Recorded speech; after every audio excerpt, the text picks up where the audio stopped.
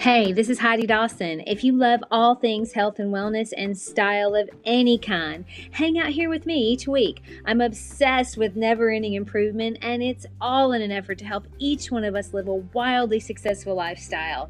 Subscribe today so you don't miss a thing.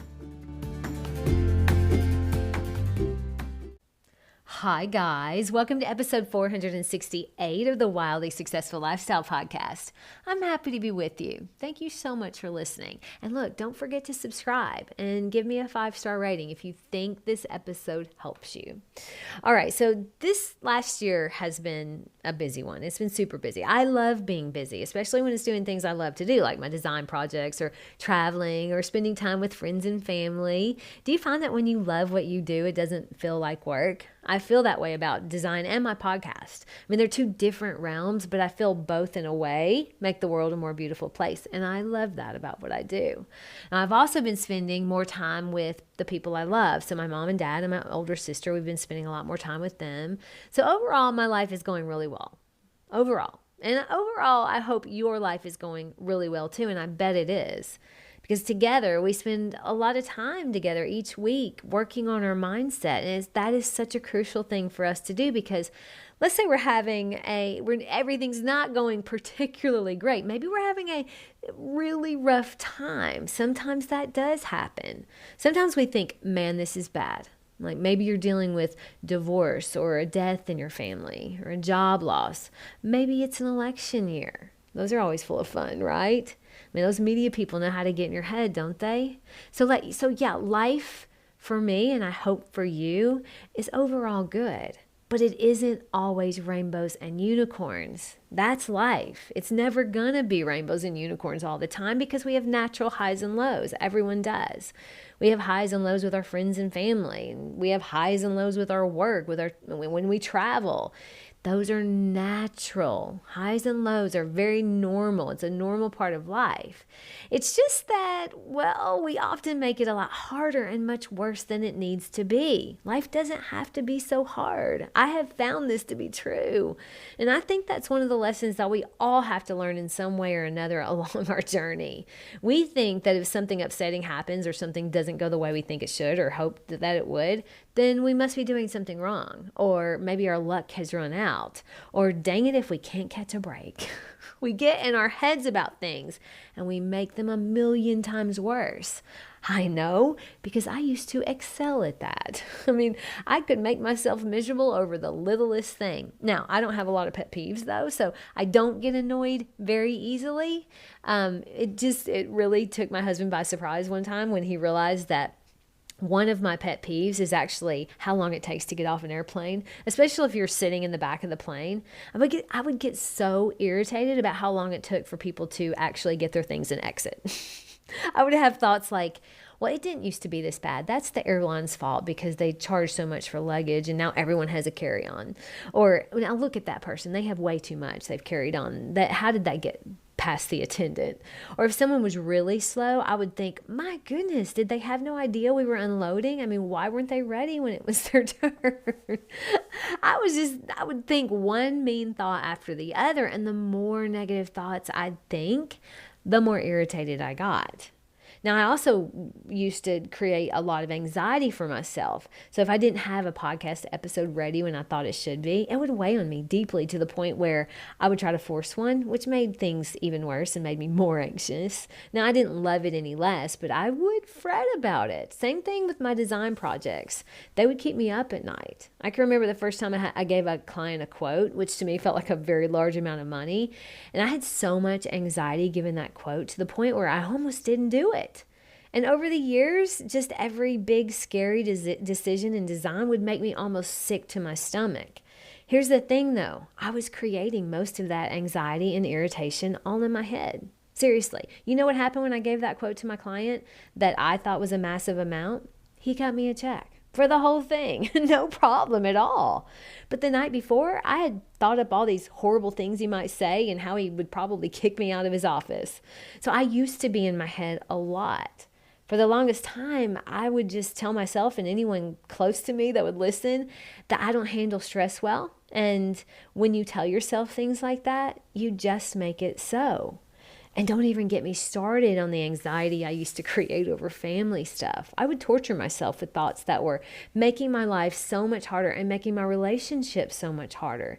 Because when you think negative thoughts about something or someone, you act differently to them, or you do things differently than you would if you were excited or grateful or in love. Your life is a product of the actions you've taken due to the thoughts you have about anything. But in the last few years, I've found this new way of doing things. Now, it's new for me. It's not new at all to the world. But reading Wayne Dyer's books and Eckhart Tolle's books has me thinking back to how silly I've been and how much harder I used to make life and how much easier life is when you learn the lesson it tries to teach you over and over and over. And that lesson is that the more you stress, the harder it gets. The more you think negative thoughts, the harder it gets. The more you force things, the harder it gets. And this is true with every facet of life, especially our relationships. Have you ever seen a little kid trying to hold a cat or a puppy and they just think, oh, if they hold it a little tighter, it won't get out of their arms, or they won't want to leave their arms? But the opposite is true. Have you noticed that this goes for people too? I mean, if someone feels like they're your prisoner, they're going to want to be free. Of course they will. But our thoughts are what causes that. Our thoughts about anything matters, big or small. If you can't stand that person at work, regardless of how well you think you're hiding it, they know it. If you dread going to work every day, I promise your performance suffers. If you're having negative thoughts about the people on the plane, it isn't hurrying anything up. It's only making you more miserable. Oh, and by the way, the energy you're putting off, that's contagious. It really doesn't matter what we're going through, big or small, big stuff happening or little annoyances. History has shown that the people who have the best attitude usually land on their feet just fine. So what do the people who have the best attitude do? Well, let's start with what they don't do. They don't isolate themselves. They don't ruminate over negative conversations, not for long anyway. They don't make things worse than they are. And when they start to, they catch themselves. They don't dwell on the problem. They're actually looking for a solution. They don't focus on negative news constantly because they know it's not benefiting them. In fact, it's hurting them. And they absolutely do not allow their thoughts to run on autopilot. So that is a crucial one. We don't allow our thoughts to run on autopilot because that brain of ours, it can do some damage to us. So what do the people with the best attitudes actually do then? We know what they don't do. Well, here's what they do. They search for the reason things are working in their favor. They're always looking for what good can come from this. They tend towards giving people grace and the benefit of the doubt. They do have thoughts pop up that aren't great, but instead of entertaining and feeding those thoughts, they catch them and they change them. They intentionally create the thoughts that make them feel the way they want to feel. And finally, they let things go that they do not control.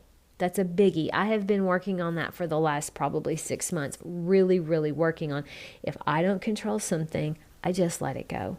It always works out. We all have stuff. We have little stuff that pops up, and then we all too have the big stuff like family drama, job-related challenges, health concerns, and yes, election years. But, even though we're busy, and like I said, I've been super busy this week, but even though I'm busy, I know that I can handle anything that comes my way. And I know you can too. Remind yourself of that. Tell yourself I'm strong and I can handle anything that comes my way. With that attitude, you're already ahead of the game. But my challenge to you this week, though, is to think about the challenges that you're facing, big or small. How much of the things that you're dealing with do you actually control? If you do control it, then by all means, do something about it. But if you don't have control of the thing, then you have to let it go. That's one of the biggest things you can do for yourself to give your life a sense of peace.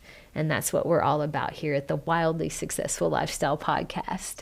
Share this with 3 people who deserve to live in peace. I love you guys. I'll talk to you in a few days. Don't forget to subscribe and share with your friends because we're just going to keep going bigger and better places together. And I love that about us. Talk to you in a few days.